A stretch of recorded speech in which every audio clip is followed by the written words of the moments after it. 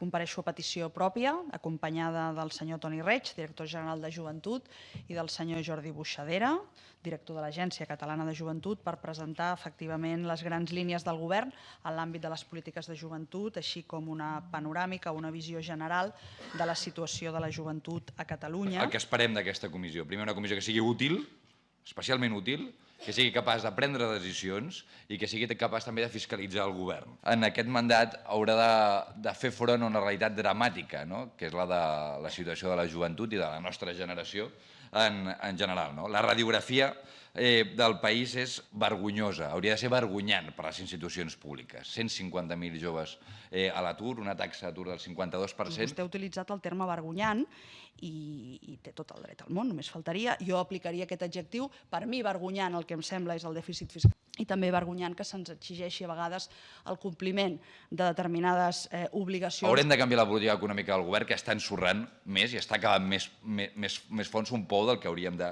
ser capaços de sortir. Hem estat la diana de les polítiques públiques d'aquest govern i del govern de Madrid, amb taxes universitàries, taxes de la formació professional, ajudes a l'emancipació de lloguer, el pla Prepara, que davant d'això no veiem l'acció política, l'acció institucional, la voluntat necessària per fer front a un tsunami, diguem, que hi ha a sobre del país. De quina és la situació econòmica, la situació financera, les dificultats per assolir un acord sobre el sostre de dèficit. Els ajuntaments tenen problemes pressupostaris i podem fer un recull d'esforços humilment, moltes vegades, que estan fent en aquest àmbit.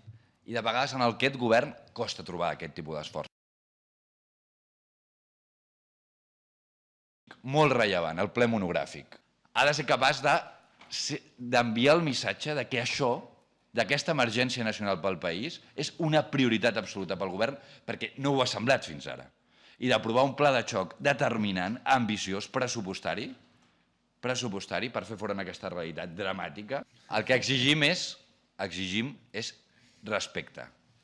Respecte perquè el govern anterior no el va tenir a la gent jove, dient que valia el mateix la formació professional que un iPhone o dient que el problema de la gent jove era que no volia treballar, que millor que se'n marxés.